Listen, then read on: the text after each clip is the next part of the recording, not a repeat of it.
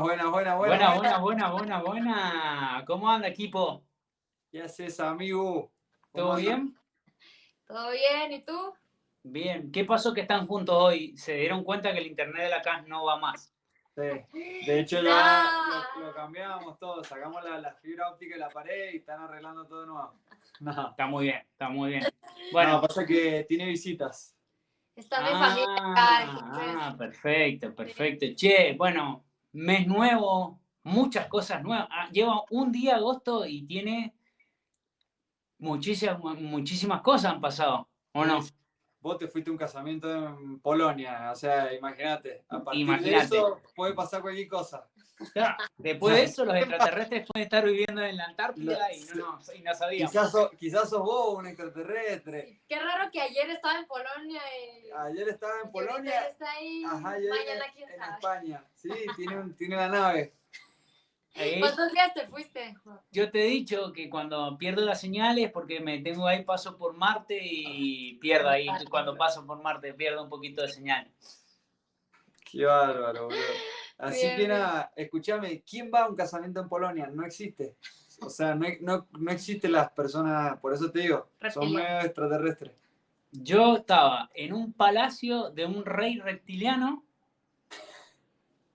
que quería pasar un ratito, porque en Polonia es verano, y quería salir un poco de la Antártida, y en Polonia medio que los aceptan. Entonces, me invitaron. Tuve que ir, estaba obligado porque hay jerarquías. Claro, tenías que ir a cumplir. En la jerarquía que yo cumplo, estoy obligado. O sea, todavía me faltan varios escalones subir para poder evitar estos eventos políticos y diplomáticos. Está bueno. Escúchame, te lo tiro así, ya que estás en toda esa onda, a ver si podés hacer algo con el tema de la educación. Porque no puede ser que los seres humanos estemos todavía con una educación para mí me parece que es prehistórica. ¿O es parte de su conquista? Y no, la verdad, el plan original siempre fue mantenerlos inevolucionados el tema de educación. Pero digamos que se han salido un poco del plan. Y hay ciertos seres de ustedes que tratan de evolucionar. Entonces ahora no nos han dejado otra que salir a hablar en público y todas esas cosas que no estaban en los planes. Pero bueno, eso está bueno que lo nombraste, Nico, porque hoy nuestro invitado, él ya ha estado en nuestro programa, él es historiador. ¿Es humano?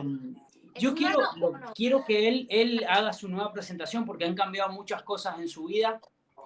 Que yo no estoy tan como estuve en Polonia, he perdido un poco, estuve sin señal y bueno, estuve ocupado con los nuevos trajes que vamos a usar, ahora que el discurso que vamos a hacer el mes que viene y todas esas cosas.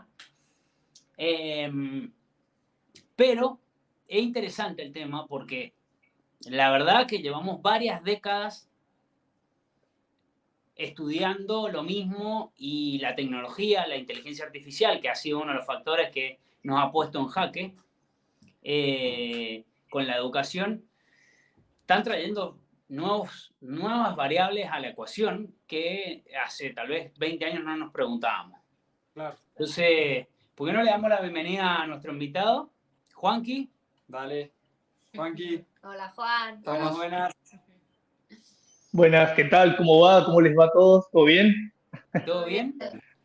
Gracias por estar nuevamente, aceptar nuestra invitación.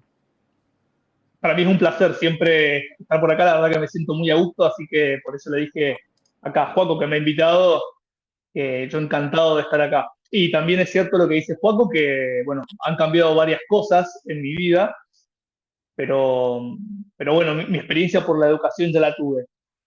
Ahora estoy en otras aguas, pero sí. Estoy en otro lugar, yo también he estado así haciendo un proceso interesante de cambio últimamente. ¿Así? ¿No estás más en Mendoza? No, ahora estoy en... Mira, justo nombraste educación, hablaste de diplomacia.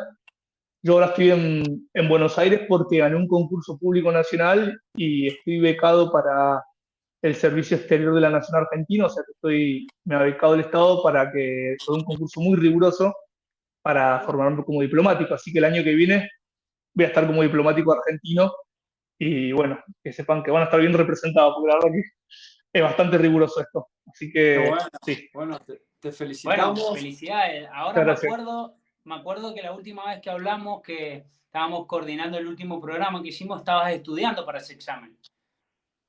Exactamente, me preparé 4 años y lo rendí. 4 años, fue muy intensivo, fue muy, muy exigente y la verdad que estoy sorprendido para bien, porque la verdad que los que son diplomáticos de carrera en la República Argentina, hay que admitir que la verdad que tienen un proceso de formación de altísimo nivel y de altísima dificultad, tanto para ingresar como en su curso de formación. Así que bueno, hay todo un mundo que si quieren algún día también lo hablamos, que es poco conocido, porque por ahí se conocen las malas nada más que Argentina, pero también a la vez que yo tampoco, yo conocía antes de esto, que cuando hay una buena también hay que decirle, y la verdad que el servicio diplomático argentino es de excelencia y de primerísimo nivel. Los que son de carrera no me cabe ningún tipo de duda, porque estoy viviendo adentro. Bueno, felicidades y esperemos que todos estos nuevos cambios vengan para mucho mejor, tanto a nivel personal tuyo y a nivel país, ya que estamos. Claro. Bueno, muchísimas gracias, la verdad que es un placer, lo vuelvo a repetir. En todo lo que pueda contribuir con el programa y con ustedes, bienvenido sea. Excelente, gracias. Bueno, gracias. Y queremos ahora, porque qué bueno pues estar relacionado, queríamos este mes como hablar de la educación. Yo tengo un punto como muy mío que quizás estoy equivocado porque ya hace bastante que dejé de estudiar a nivel, digamos, universidad y ni hablar de colegio, pero siento como que la educación está frenada a nivel de la magnitud con la que ha avanzado lo que es la tecnología, como decía el Juaco, la inteligencia artificial, y siento como que la educación seguimos leyendo de libros y queriendo estudiar de memoria cuando ya tenemos todo en la palma de la mano, o sea, literal. ¿Vos qué opinas, Juanqui, al respecto de la educación hoy en día en Argentina? Y bueno, y si conocés también en otras partes del mundo, obviamente que es bienvenido. Bueno, es una pregunta compleja que reviste muchos aristas, no solamente uno. Primero quiero aclarar que sí, yo me recibí de profesor de grado universitario y medio en Historia en la Universidad Nacional de Cuyo. Ejercí como profesor durante 7, 8 años y la verdad que fue una experiencia muy linda en mi caso, pero la problemática educativa es una problemática, la verdad, que tiene componentes históricos, jurídicos y sociales, sobre todo en la República Argentina. Lo voy a hacer muy breve. La educación, lo que es la educación pública, es decir, en realidad, la educación que es planificada y ejecutada desde una política de Estado nace con la Revolución Industrial, básicamente cuando empieza a haber industria a nivel mundial, en Reino Unido y después en todos los otros países que se empieza a industrializar.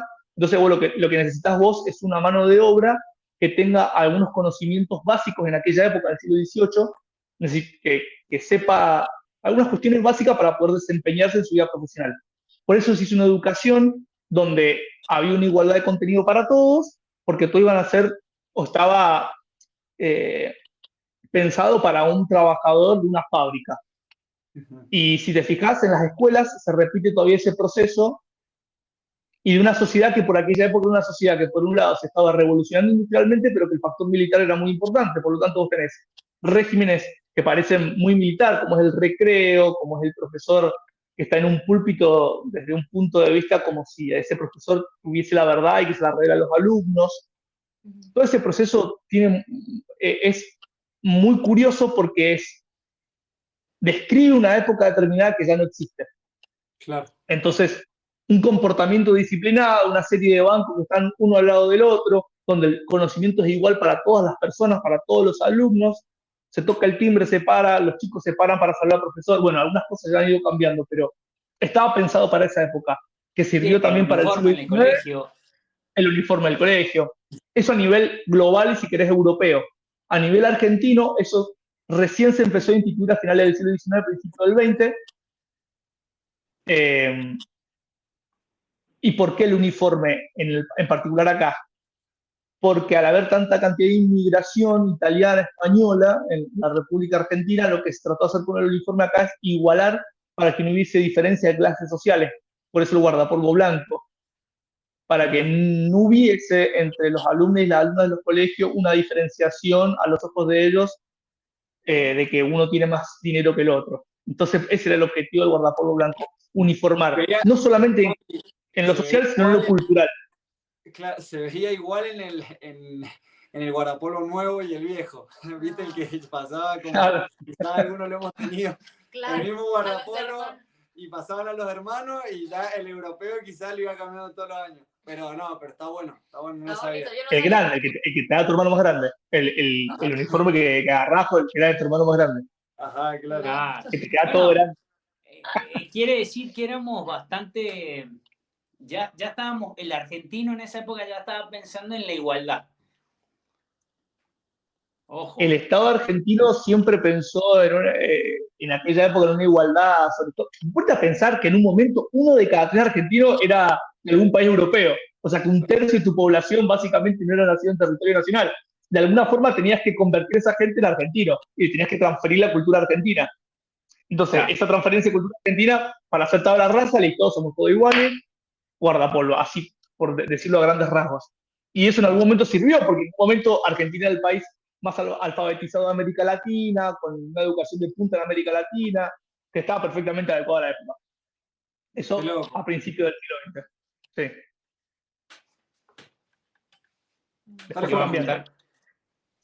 Después fue cambiando la cosa. Bueno, si quieren sigo y si no, pregunten ustedes. Pero para no hacerlo tan largo, es complejo el tema. No, yo creo que es re interesante también lo que mencionaste más temprano, el tema de nada, el concepto de que se necesitaba en un concepto militar, cómo se van adaptando las cosas que tal vez uno que nació en eso, el uniforme, el recreo, que la posición de poder del profesor, de la directora, de lo que sea, que te levantabas a saludarlo y todo eso, viene por un concepto bastante militar o necesidades militares y que uno hoy, yo por lo menos no me lo hubiera imaginado y hoy me lo nombrás y me dice, sí, obvio, tiene lógica. Claro, tiene lógica. Pero lo que se necesitaba en pensás que también los trabajadores de la fábrica, no sé si has visto la película de Chaplin, Tiempos Modernos, que eso es un poco después en el tiempo, ¿no? Pero en tiempos modernos Chaplin es un trabajador de una fábrica donde tiene todos los tiempos regulados, el jefe toca un silbato y lo mandan a almorzar, después viene, es como una máquina, es como un engranaje más, ¿no? O sea, el trabajador es como un engranaje más. Al ser un engranaje más necesita una disciplina determinada que ya viene desde el colegio. Y además, hasta hace muy poco en la historia mundial, en Occidente, toda generación de, en general hombres, pero a veces también mujeres, iban a la guerra. Entonces, estaba todo pensado para que vos obedecieras y era totalmente lógico, después uno puede compartir o no, pero hay que entenderlo, para después compartir o no, era lógico que la educación fuese en consonancia con toda esa sociedad. Eso es lo que pasaba en el principio. Uno de los invitados que tuvimos hace un tiempo, que fue el último timonel del Lara General Belgrano, hablaba de su historia en toda la parte, en el colegio militar y demás, y es un poco lo que vos decís, los flacos estaban entrenados para ejecutar procesos y una orden de cosas, no estaban entrenados para pensar y hacer un análisis de la situación. No, suena este silbato, hay que hacer esto, suena esa luz, y hay que hacer lo otro. Pasa tal cosa, hay que hacer esto. O sea, los flacos, ta.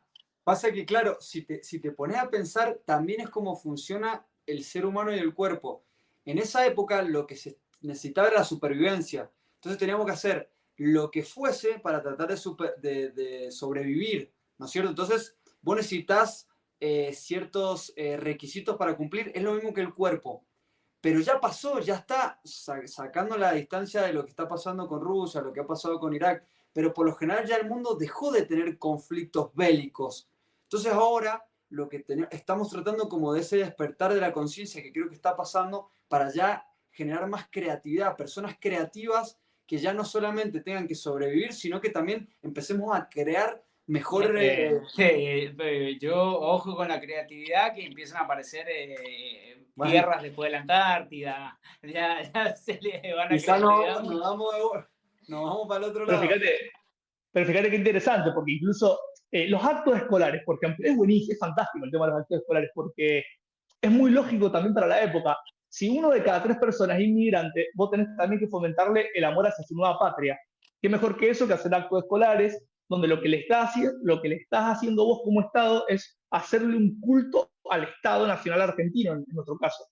O sea, vos cuando vas a un acto te parás delante de una bandera argentina y cantás un himno, si ahí pones una cruz y pones a Cristo, es ir a la iglesia. Pero vas a la iglesia con el Estado, que es el nuevo Jesucristo puesto ahí. No lo estoy diciendo como una crítica, uno puede pensar lo que quiera, ¿no? Pero es un poco eso, es el reemplazo de la iglesia por el Estado. Eso es lo que empieza a pasar en el siglo XX. Exactamente. Entonces, bueno, se necesitaba eso. Después, claro, empieza a cambiar todo. Ahora la gran pregunta, sí. ¿Y ahora? Claro, eso. Que ya esas necesidades se acabaron. Sí, sí. ¿Por qué no hacer clic? El cambio. Bueno, yo te voy a decir de la experiencia que tengo, pero antes es importante decir que, claro, lo que fue pasando en Occidente, hay que separarlo con Oriente, porque en Oriente actualmente las cosas no son iguales que en Occidente. Pero voy a hablar de Occidente, la tecnología fue avanzando, el cambio tecnológico ha sido muy importante, la necesidad de, como ustedes decían, de habilidades blandas en los trabajos actuales, como la creatividad, el liderazgo, la gestión de emociones, etc., etc. Todo ese tipo de cosas que son necesarias y se requieren acá, y que hay un montón de trabajos que no van a existir dentro de 10 años, y que hay trabajos que van a ser eliminados, etc. Todo eso implica un contexto de incertidumbre, para lo cual hay áreas de la sociedad nuestra que se han ido acomodando mejor y otras que se han ido acomodando peor, y otras que no se han ido acomodando. Entre las que no se han acomodado, yo pienso que es el sistema educativo, lamentablemente. En el caso de Argentina en particular, ha habido una degradación desde mi punto de vista de la educación y de la educación pública en particular muy grande, donde convergen muchísimos actores y no hay una culpa, sino que hay múltiples factores. A nivel mundial, la educación tampoco se ha revolucionado mucho, pero en Argentina menos, ha cambiado incluso. Yo creo que, sobre todo, y para hablar actual, creo que la inteligencia artificial, que es un fenómeno que viene a transformar, aunque nuestra sociedad, creo que puede ser un arma no, vamos a usar otra palabra, puede ser una gran herramienta para transformar la educación si se aplica de manera adecuada y si toda la comunidad educativa lo toma como una oportunidad para transformar la educación. Pero si hay miedo y conservadurismo y creo que no vamos a poder salir de ahí nunca y vamos a seguir ahí con la misma educación que era para la revolución industrial, en una sociedad donde se requieren otras habilidades y hay otras tecnologías. Entonces la inteligencia artificial creo que puede ser un buen puntapié para continuar con un proceso de cambio que ya deberíamos haber hecho desde mi punto de vista. O sea, lo que se debería hacer quizá es enseñarle a las nuevas generaciones y a nosotros cómo utilizar de manera correcta este tipo de inteligencia artificial. Porque si no, haces cualquier cosa, ¿no? Digo. Sí, yo creo que sí. Yo creo que la inteligencia artificial puede ser una herramienta bárbara. La otra vez yo estaba acá y a mi ex jefa, o sea, mi ex directora, cuando yo trabajaba de profesor, de enroscado que soy, le mandé un mensaje y le digo, mirá, le pedí a ChatGPT que me explicara la Segunda Guerra Mundial con perros, con razas de perros, con distintos perros. Entonces, que me creó una historia con perros, porque yo me imaginaba esto, vamos a imaginar un niño de primaria, de sexto, séptimo grado, que tiene que ver eso, y que le gustan mucho los animales, porque creo que las nuevas generaciones tienen mucha conciencia sobre los animales, pero está muy alejada de esos hechos, y lo ve a la historia como una serie de hechos aburridos con fecha, cosa que puede ser normal. Entonces digo, bueno, ok, a partir del interés particular de un individuo, que puede ser, por ejemplo, los animales, puedo utilizar esta herramienta para que me lo licúe y que de esa forma me explique la Segunda Guerra Mundial. Lo que permite para mí la inteligencia artificial es hacer algo que hasta ahora un humano en un aula de 30 personas es casi imposible de hacer y que se le exija al profesor, que es hagamos una educación basada en los intereses y la heterogeneidad de cada persona. O sea, no hagamos la misma educación para todos, sino de acuerdo a los intereses y los talentos de cada alumno. Claro, lo que pasa es que en la práctica es imposible tener 30 personas, los padres te exigen algo, los directores te exigen otra cosa, y vos como profe se te hace complicado. Pero con la inteligencia artificial, la verdad que puede ser una herramienta muy interesante para poder detectar talentos y a partir de detectar los talentos, utilizar los talentos de idiomas, de biología, de matemática, para explicar algo que de otra forma ese chico o esa chica no te lo entendería. Pero me encanta lo que está diciendo. Me parece que es como debería funcionar la cabeza de cualquier profesor, porque aparte, de cierta manera, los profesores, puedo estar equivocado, corregime, van a tener que desarrollar la habilidad de detectar esos puntos de interés tanto en los padres, en el colegio y en sus alumnos, para poder decirle a la herramienta qué necesitas, porque al final del día vos no vas a necesitar tener un conocimiento exacto de qué es la guerra, de cómo fue la Segunda Guerra Mundial, porque para eso está la herramienta. Eso lo sabe el ChatGPT. Vos vas a necesitar meterle las variables que vos te interesan para poder comunicarlo según al grupo que quieras llegar. Sí, eso se llama ingeniería de prompts. O sea, los prompts son las consignas que vos les das a la inteligencia artificial. Puede ser ChatGPT o puede ser ahora, yo he estado con el de Bing. Viste que Bing es como, nada, no lo usás como buscador, usás Google. Pero Bing, que es el viejo Internet Explorer, tiene su propio ChatGPT, por así decirlo, que se llama Bing, no sé cuánto, que para mí es mucho mejor. Se los recomiendo utilizar. Está muy bueno porque aparte cuando te responde, te da con un numerito arriba, básicamente te cita de dónde lo sacó, entonces vos pinchás en el numerito de arriba y te lleva a la página de donde sacó la información, o sea que ChatGPT no lo tiene. Bueno, es un dato de color. Tan bueno. Pero sí, está fantástico. Ahora, ¿qué pasa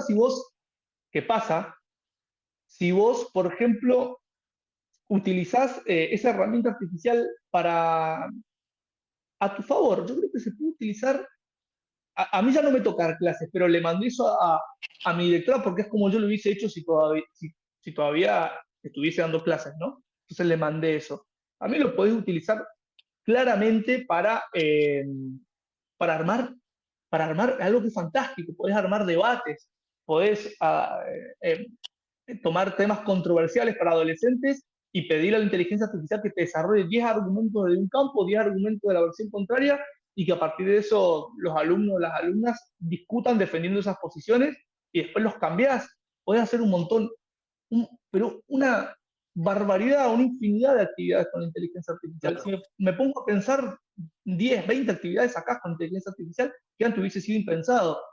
Juanqui, el tema Sí. que está buenísimo lo que decís, pero también habría que tener, o sea, tendrían que hacer como una especie de curso todos los profesores, porque yo quizás lo veo que vos te interesa y te pones a investigar, pero quizás un profe de 55 años, 60 años, como que le va a costar mucho más implementar esa herramienta, o no.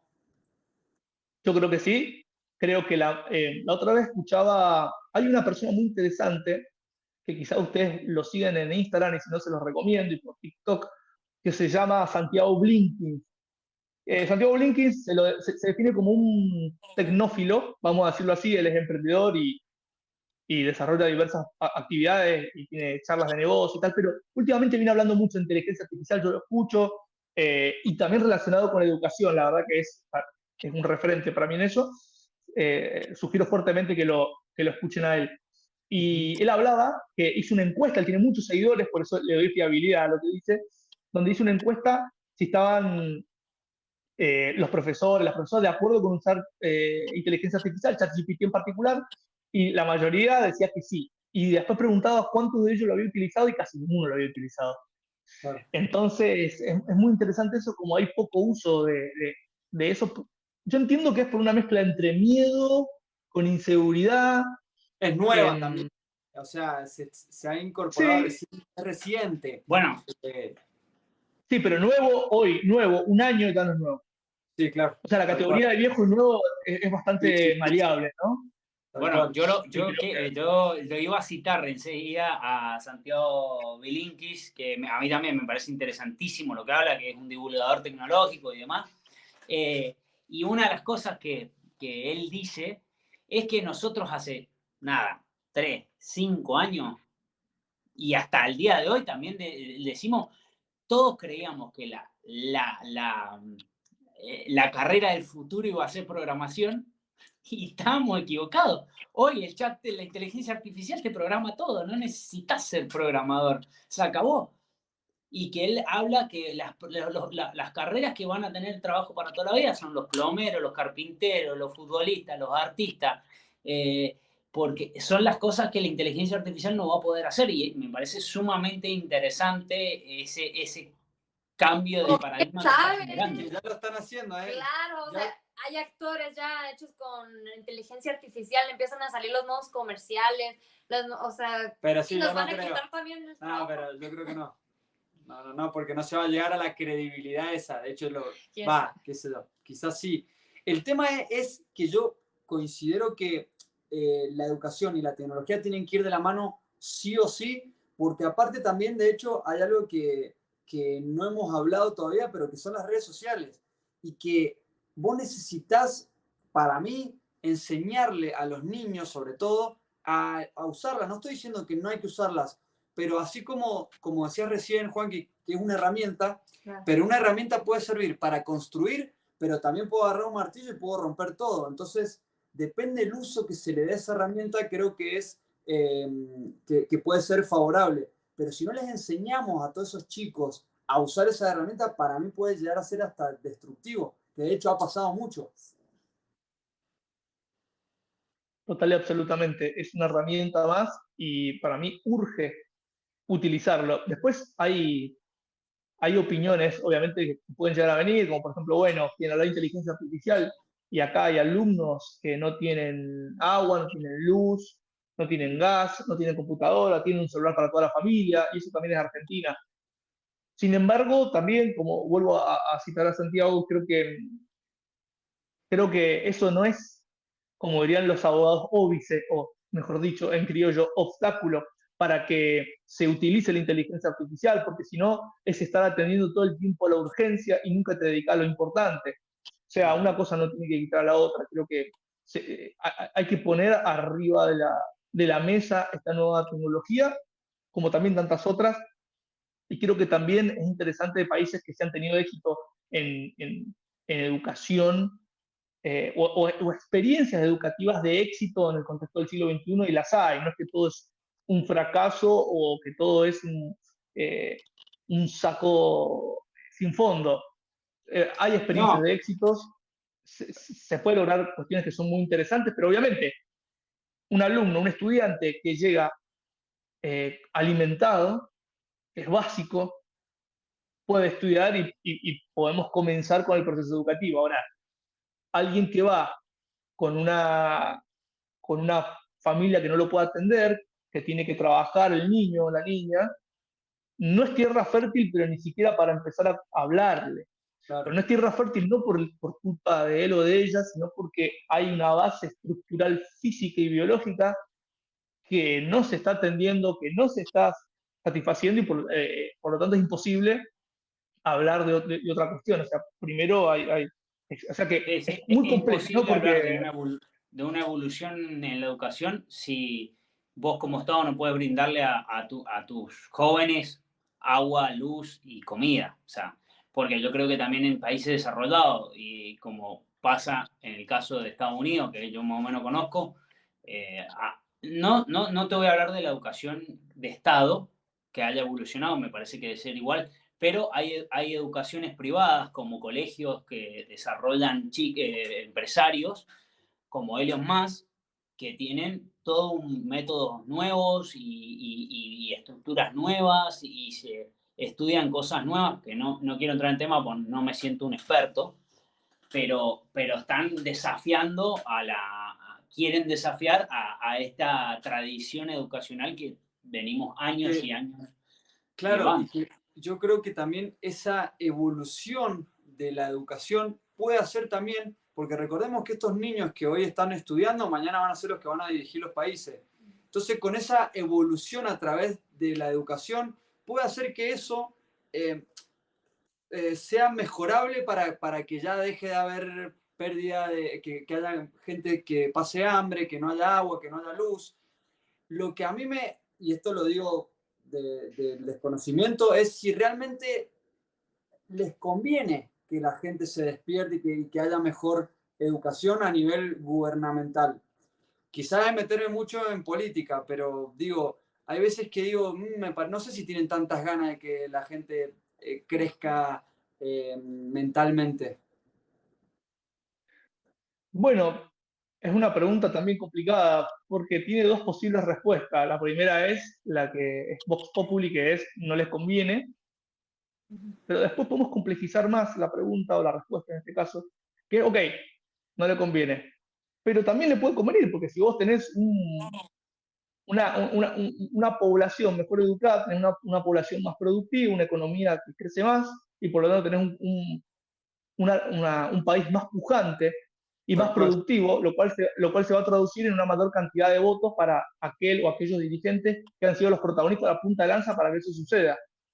Yo no sé.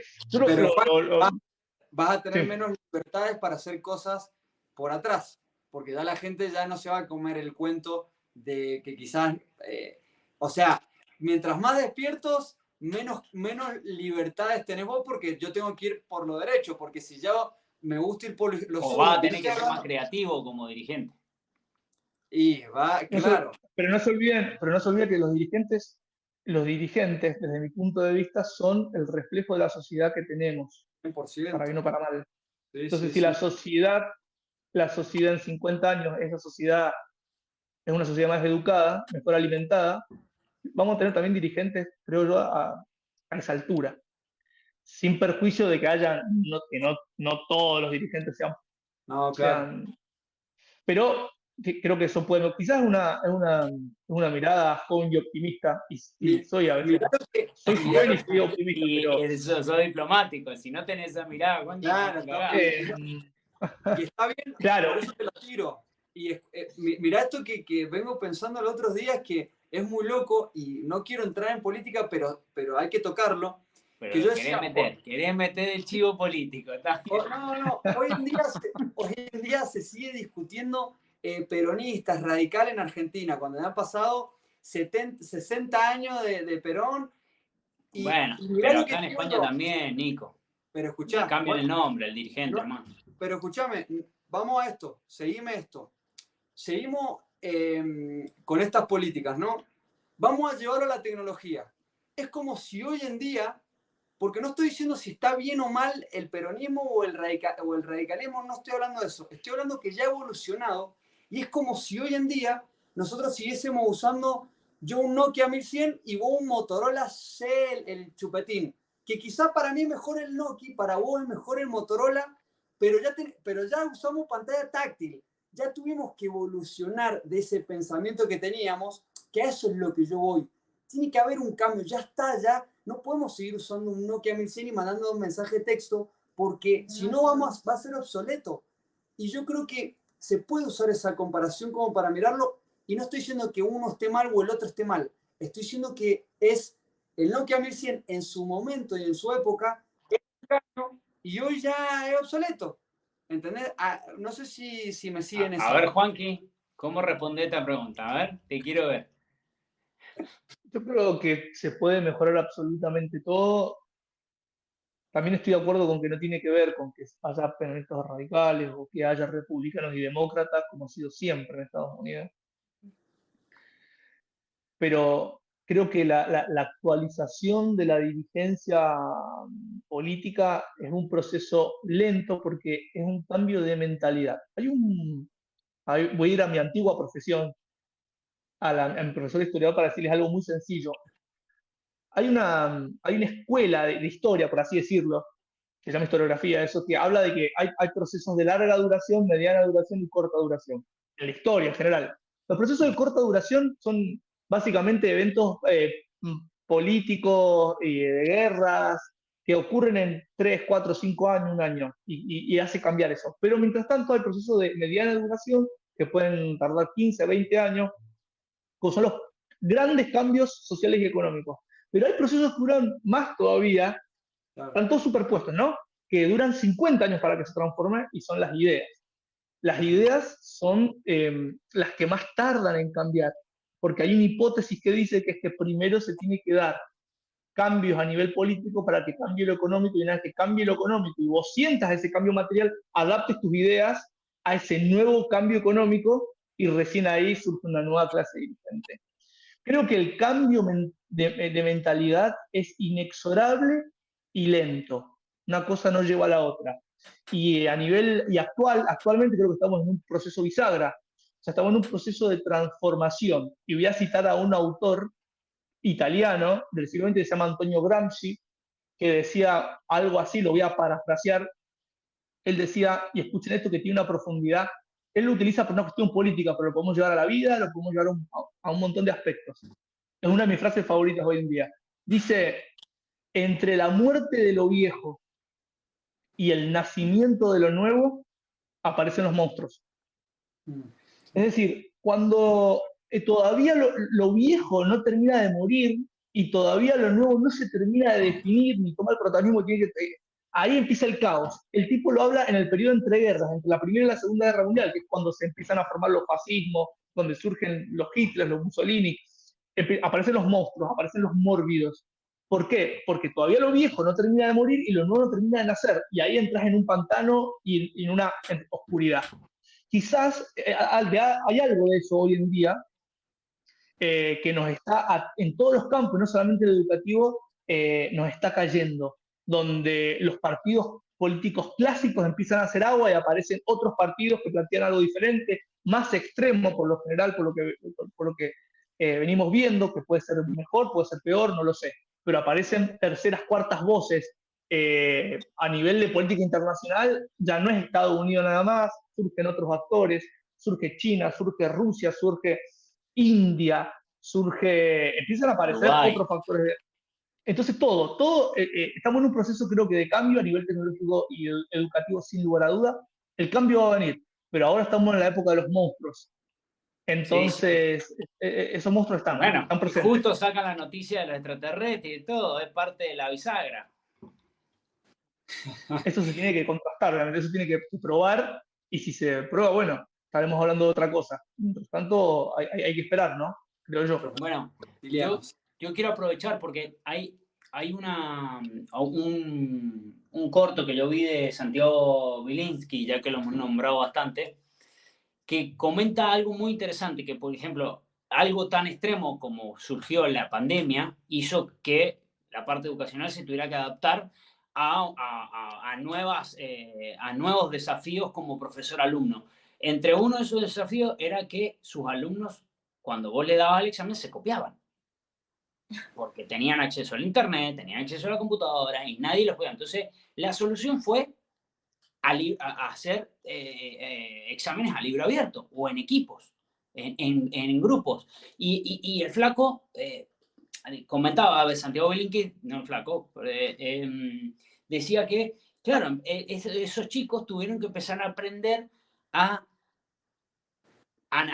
verificar la información que estaban recolectando con la herramienta que es el internet, el chat GPT y todo lo que se tenían. Tuvieron que aprender a verificar y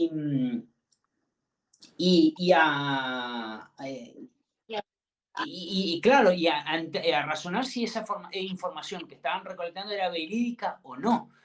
Y eso es hoy... Y cuando se acaba la pandemia volvimos al sistema tradicional del examen, del libro, de decir todo, a repetir lo que tengo en el libro y no hacer ningún tipo de análisis. Y eso es lo que el flaco está un poquito en desacuerdo, porque realmente es como la calculadora. Claro, tal vez mi abuelo sabía hacer matemática y visiones de memoria y se acordaba todos los números, pero hoy, ¿para qué mierda quiero aprenderme todo lo de memoria si tengo una calculadora a donde se me cruce, lo llevo en la mano todo el día? La calculadora. Y mira que yo soy de ingeniería e integral y toda la huevada, pero ¿para qué la quiero si tengo una herramienta que me lo hace? O cosas simples, el calendario. Antes tal vez mi mamá o mi papá se acordaban de qué tenían que hacer. No, a las 9 tengo que ir al dentista, a las 10:30 tengo que juntarme con esto. Y hoy yo tengo un calendario de Google que me va alargando las alarmas. ¿Por qué voy a llenar mi cabeza de un montón de información si la tengo acá? Sí, yo estoy totalmente de acuerdo con eso. Es una calculadora. ChatGPT es una calculadora. También me acuerdo que incluso cuando yo iba a la primaria había una reticencia, había un rechazo a la calculadora, me acuerdo en algunos profesores Sí, todavía. Quizás ustedes también se acuerdan, que sí, sí, todavía era sí. como no, calculadora, algunos, ¿no? Decían no, calculadora no, calculadora no. Em, No está ni siempre tan lejos. A mí no me dejaron usar la calculadora hasta tercer año de ingeniería. Ajá, yo me acuerdo que también en la facultad era, la podía usar, pero tenías que como resolverla toda paso por paso, no podías poner el resultado final. Yo decía, no, ahí te mataba. el tema, lo interesante sería trabajar pero ¿sabes lo que pasa? Yo, o sea, si fuese por mí, sí, digo, ok, bueno, hagamos trabajo donde tengas que, ya que tenés el contenido, quiero que me demuestre que lo entendés, explicándolo, pero también dando proposiciones creativas o nuevas soluciones a determinado tipo de problemas. Ahí sí estás trabajando algo que es bien del siglo XXI, que es la creatividad, por ejemplo, y el trabajo en equipo, si lo haces en equipo. Estoy totalmente de acuerdo. Ahora, hay una cuestión que acá es muy importante, que hay algo que no termina de morir, que son los trabajos clásicos de siempre, los ingenieros, los abogados, que no sé si van a morir en el sentido literal, que van a desaparecer, pero eso está conviviendo con lo nuevo, que es ser streamer, ser youtuber, hacer lo que sea. Están conviviendo los dos, donde está surgiendo, donde hay algo que está levantándose y el otro que está tambaleándose. Ante ese movimiento, creo yo, que es mucho más fácil de la educación quedarse donde ya estaba, que un lugar seguro y de confort, y no ir hacia lo nuevo, sino que seguir reproduciendo lo que vino, lo que ya era desde antes. O sea, preparar para esos trabajos de toda la vida con las capacidades de siempre, memorizar, estudiar esto de memoria, rendirlo en papel, que servía para un mundo que ya no existe, pero ojo, pero hay cuestiones que siguen existiendo, pero lo nuevo todavía no es que termina de reemplazar todo. Hay un ejemplo más. Holanda, después búscalo, no me acuerdo cómo se llama, búsquenlo en internet si quieren. Holanda creó el primer partido político por inteligencia artificial. O sea, básicamente, claro, una compañía crea una inteligencia artificial con las variables según lo que ese, lo crean unos seres humanos que tienen una concepción de lo que es justo, de lo que es la riqueza, de lo que es lo injusto, etcétera, etcétera. Pero con base a esos valores, vos creas una inteligencia artificial que te analiza una gran cantidad de datos y te da soluciones muy concretas y, entre comillas, objetivas de una solución a un problema concreto. Entonces, no es objetivo del todo porque lo crea un ser humano con valores específicos, pero digo, eso también se podría hacer para la educación, probablemente también, o tener un copiloto de director que te ayuda a resolver cuestiones de la vida práctica educativa, tomando un montón de datos, tomando perfiles de alumnos, etc. Se puede hacer un montón, infinidad de cuestiones. Porque Hay que también, arriesgarse, también hay que siento que arriesgarse. hasta si no hay un cambio, los niños se van a aburrir. O sea, imagínate que reciben tanta información diaria, tanta que sentarse a escuchar a un profe en 4 horas que, o sea, hasta eso, ¿cómo captás la atención con tanta No, información que les está llegando? igual yo creo que en esto que vos nombrabas, Juan, que esta competencia de las viejas profesiones y las nuevas profesiones, como hoy ser influencer, ese debate ya se ganó. Ya ganan las nuevas. Porque realmente yo soy ingeniero, pero si me pones, pues soy influencer y esto y lo otro, y más divertido ser influencer que ser ingeniero. Y encima gano más y encima tengo mejor calidad de vida y confort. O sea, no hay por dónde empezar. O sea, el ingeniero no tiene ni por dónde empezar. Sí, está O el bien, abogado, o el escribano, o el médico. pero un youtuber no me va a levantar una casa. O un youtuber no me va a curar si llego al hospital con un Y infarto. no, pero vos porque vos tenemos 30, pero el día de mañana cuando tenga un hijo y tenga 15 años, te va a decir, papi, o menos, o 12 años, yo quiero ser youtuber, yo quiero ser tiktoker, yo quiero ser influencer, no te va a decir quiero ser médico. Claro. Bueno, sí, lo que dices tú es como que su función. Pero tu hijo no va a tener que lo opere. no sé. Perdón, estoy teniendo Que tu un pequeño función. problemita con el audio. Un segundo. A ver, espera. Doble. No, se te ha desconectado el auricular. Creo que está. Bueno, que el objetivo del influencer es entretenimiento. Y tú dices que los que tienen una profesión, pues bueno, salvar vidas, es construir una casa, es arreglar lo que sea. Y... No, porque lo que dice el juego que es verdad, y lo hablamos los otros días. Hoy quizás un influencer gana, no sé, $2.000 mensuales, y un médico, hablando en Argentina, no llega ni a una cuarta parte. Entonces, lo que dice el juego es que mañana...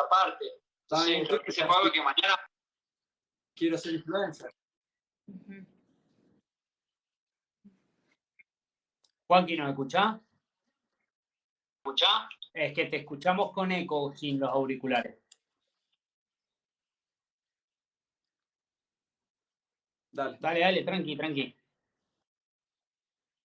Juaco, ¿queréis prepararme? ¿Sabías qué?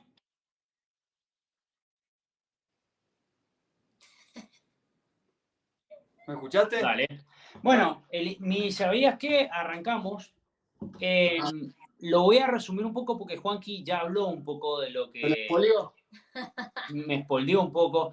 Pero nada, la verdad que mi ¿sabías qué? Era un poco de mostrar un timeline, una línea de tiempo de cómo fue evolucionando. Lo voy a hacer muy resumida porque es extensísima.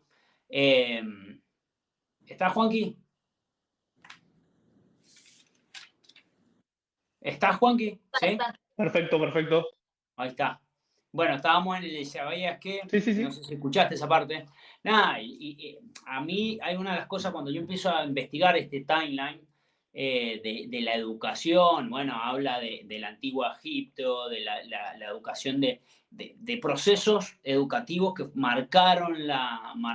fueron marcando al ser humano como especie, como el antiguo Egipto, la China, la griega que se divide en la espartana, que habla mucho de esta necesidad militar, y después aparece la Atenea de Atenas, donde buscaban más la libertad, después aparece la romana, que empieza a ser una fusión, después empieza a aparecer la cristiana, y así fueron varios siglos, hasta la más moderna que se conoce, que es el humanismo pedagógico, que viene acompañado mucho de la parte cristiana, porque es más o menos la que impone la iglesia, que después pero eso nace más o menos, por lo que yo investigué, puedo estar equivocado, corregime Juanqui, en 1400, 1500, con el descubrimiento de América y demás, y esta expansión del catolicismo y de la iglesia, con su educación, y desde esa época, lo que a mí me llamó la atención, que desde 1400 en adelante no hubo una gran revolución, que puede ser que estemos viviendo esa gran bisagra. Hoy en el 2023 estemos viviendo la bisagra que viene con, en los 2000, que viene con el Internet, que viene hoy con los avances tecnológicos, y hoy con una inteligencia artificial que nos desafía toda nuestra existencia real de lo que podemos llegar a hacer. Obviamente que en todo este proceso que no se cambió, han aparecido personas que destacaron o intentaron marcar ideas y imponerlas. Algunas se lograron, otras no, hubieron revoluciones en el proceso y demás, inventos que pujaron a crecer más, como el Internet, por ejemplo. Bueno, también yo iba a hablar un poco de esto, lo que explicaba el Juanqui, de los procesos de larga, mediana y corta duración, que no tiene sentido repetir, porque él lo explicó mucho mejor que yo. También hablaba lo que yo estuve investigando, de que hay procesos de personas que son más innovadoras, procesos que están más en el medio, que ya están más intermedias a lo nuevo, pero siguen con las costumbres viejas, y estas personas que ya están con la rigidez. Entonces, un poco la lucha que tiene la educación como concepto, factor general, es la interacción con estas tipos de personas, las personas que vienen que son rígidas a lo que ya conocen, unas personas que están un poco más en el medio, y las personas que sí, cambiemos, creemos, traeme lo nuevo. Claro. Y uno de los grandes factores que tiene la educación para generar un cambio nace desde la pirámide de ser una política de Estado donde se genera una ley y se debate, che, esta ley va a ser buena socialmente. Yo vengo con una idea nueva para cambiar el concepto educacional. Bueno, tengo que generar una ley, tengo que presentarla en un poder legislativo o en un ministerio de educación donde se va a debatir. Y en ese debate hay debates con varias personas, donde algunas van a estar de acuerdo, otras están en desacuerdo. Entonces, todo ese proceso ya empieza a ser tedioso y largo. Después, el siguiente paso para que esta ley, ponele que se lleva a cabo, es llegar a las instituciones, porque hay instituciones que van a querer adaptarse a estas nuevas leyes y otras no. Entonces ya otra vez empieza el factor humano a ser una traba para que la educación siga creciendo. Y el último factor que yo estuve viendo, que es ya el profesor directo. Que hay un profesor que va a venir con una línea y tal vez ese profesor, como puede ser súper abierto y flexible, decir, sí, introduzcamos nuevas ideas, o no, yo quiero enseñar matemática como aprendió mi bisabuelo, porque a él le funcionó, a mi papá le funcionó, a mí me funciona y yo creo que a mi hijo le va a funcionar. Y no solamente los profesores, también es el debate que lo nombró Juanqui en un momento, es yo, profesor, traigo una idea al salón, al aula, pero después tengo un director que no quiere, o si quiere, después tengo un papá que no quiere, y en un aula donde hay 30 personas son 30 padres, 30, y entonces todo eso son factores que en realidad es el factor humano el que detiene a la evolución de la educación. O el sistema educativo que ya está, enseñas esto, esto y esto y de ahí no te sales, ¿no? Sí, hay que romper eso y cambiarlo. Pero bueno, he sido spoileado por nuestro invitado y nuestro maestro educacional que lo ha explicado mucho mejor que yo y más conciso. Dice mi humilde aporte en el colegio en el que yo trabajé siempre en el mismo colegio. Hice un humilde aporte, hice un proyecto de lo que, vamos a poner entre comillas, una especie de método que creé yo en base a la empiria, en base a la práctica, y con base en mi entusiasmo inicial, y aparte porque tenía una directora tan excelente y me dejaba muchísima libertad para ser creativo. Entonces, escribí una forma de dar clases que se llama método nómade, que bueno, daría para un rato largo, pero básicamente consistía en mezclar factores tradicionales con factores totalmente de esta época para dar clases, si quieren en alguna otra oportunidad, sin caer en lo autorreferencial, porque no es la idea, pero sí un poco comentar que creé esa especie de método y la verdad que fue muy exitoso en el contexto en el que yo lo hice, pero muy a grandes rasgos, es básicamente dividir la clase siempre en bloques de 40 minutos, las explicaciones con nueva información no pasaban de los 5 minutos, y durante los 40 minutos se pasaban por 3 espacios físicos diferentes o 4 espacios físicos diferentes. O sea, estaba todo en grupos, siempre se acumulaba puntos, y en un mes el grupo que sacaba mayor cantidad de puntos se eximía del examen y se sacaban todos sus integrantes un 10. Para poder ganar puntos tenías que ganar juegos, para poder ganar juegos tenías que poner en práctica tus habilidades, para poner en práctica tu habilidad tenías que poner en práctica los conocimientos que yo te di en esos 5 minutos que te expliqué algo, y para poder ganar los juegos muchas veces tenías que utilizar la tecnología que tenías a disposición, trabajo en equipo, roles, bueno, un montón de cuestiones que estuvieron muy buenas. Si quieren en algún otro momento. Sí, mantienes todo cambiante. Claro. Sí, en un mundo dinámico necesitamos educación dinámica. Tal cual. Un chico que ve TikTok, ¿qué hice yo? Bueno, ok, la explicación va a durar lo que dura un video corto, 5 minutos, 4 minutos, tienes que ser muy eficiente, y para eso tenés que ser muy tradicional con la disciplina. Yo era muy disciplinado para dar clases, en eso era súper tradicional, pero en la explicación, después de la explicación y antes de la explicación era totalmente disruptivo. Y en el aula estaban 10 minutos, después los mandaba al patio otros 10 minutos, después.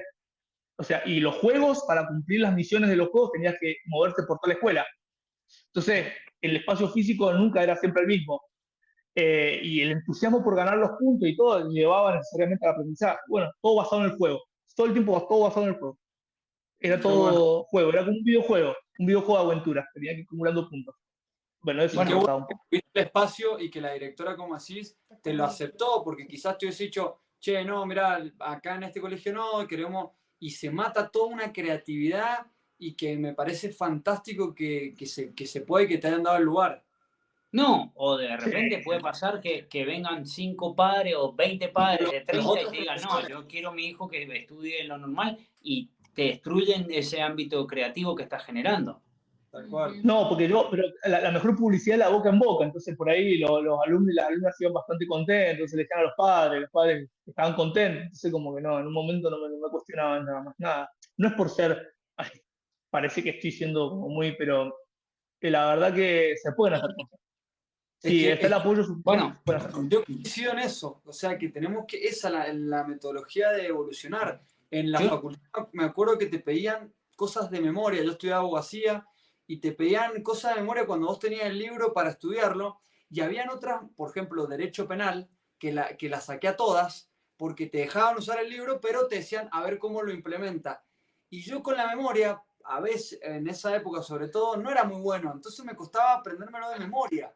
Pero si me lo dejaba leer y después lo podía explicar, sí, estaba bien. Entonces digo, a ver, hay que también entender, o tenía compañeros que se lo estudiaban todo de memoria y después le preguntabas, che, ¿cómo lo implementás? No sabes. Y te volvían a repetir la definición. Digo, creo que está buenísimo que se vaya integrando todo de a poco. Y ves lo que les funciona. Si hubieras visto que no, pues lo dejas de implementar, pero si ves que los alumnos se motivan, les gusta, y ves que están aprendiendo realmente, pues obvio. Claro. De cierta manera, cuando vos estás innovando es prueba y error. Claro. Sí, obvio. Sí, totalmente. Bueno, para mí no podés llegar y ponerte a hablar de algo, es antihumano y antibiológico. Para mí lo primero era hacerle hacer actividad física. Y vos decís, está loco este tipo. No, en absoluto. Lo primero era mover el cuerpo. Y mover el cuerpo por ahí quería decir hacer un rey manda, depende si son niños, adolescentes o adultos, divertido pero riguroso. Entonces ya el cuerpo está predispuesto para escuchar, ya estás despierto. Bueno, es largo, pero iba por ahí la cosa, iba por ahí. Bueno, está bueno. Bueno, pero es que, bueno, se me han abierto varios conceptos que queremos debatir en un programa siguiente, pero en lo que hablas de usar el cuerpo como parte de la educación, creo que es megamente importante, porque cuántas personas hoy con a una edad adulta no saben usar su cuerpo. Y nada. El arte. El cuerpo y el arte. Yo todo te voy a decir una para cerrar, no sé cuánto dura, pero sí. El cuerpo y el arte también, lo usaba todo a mi favor, porque yo sé que en un grupo, como era todo un grupo, yo sé que a algunos les gustaba bailar, otros cantar, otros dibujar, entonces muchos de los desafíos que tenían que cumplir era, qué sé yo, tenían que lograr en 3 clases, tenían que lograr hacer una historieta con la Segunda Guerra Mundial, una canción creada por ellos con un ritmo ya conocido sobre la Segunda Guerra Mundial, con una coreografía de la Segunda Guerra Mundial, y lo tenían que tener preparado para dentro de 3 clases. Y después iban a venir chicos de otro grado, más grande, más chico, iban a calificar a cada grupo, y el ganador era el que se iba a llevar el punto de ese juego y de ese desafío. Y el que acumulaba más puntos, a final del mes, no estaba eximido. Es como, viste, cuando vos, listo, promocionaste la materia, se lo vas a promocionar a ese grupo, a ese examen en particular. Claro. Y después todos de cero otra vez a competir. Claro. Excelente. Bueno, hay un colegio. De la canción o de la historieta que hicieron, se te va a quedar grabado mucho más fácil que leerlo. Forever. Hay un colegio que no sé si es el de Elon Musk en este momento, pero me puedo estar equivocando, que él, por ejemplo, él implementa, o este colegio implementa la idea de que, por ejemplo, vos te gusta tocar la guitarra y te gusta la música, te enseñan todo a través de la música. O sea, claro, las matemáticas, la física, todo a través de la música, porque es tu foco de interés. Tal cual. Entonces, la educación se vuelve medio personalizada, porque no todos tenemos los mismos intereses. Entonces, en un grupo a otro le va a gustar el fútbol y te hablan de matemática a través del fútbol. Entonces vos aprendés y al final del día vos estás también desarrollando un montón de habilidades y de conocimientos sobre un tema que a vos estás interesado desde muy chico. Entonces explotan habilidades en vez de...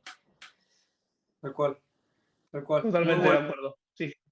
Bueno, Juanqui, tenemos que ir cerrando, ya pasamos la Dale, horita. perfecto. Tremendo el programa, gracias de verdad, porque se me pasó volando y me gustaría que después tengamos otro programa y hablemos de quizás el método Nómade. Exacto, para profundizar un poquito más.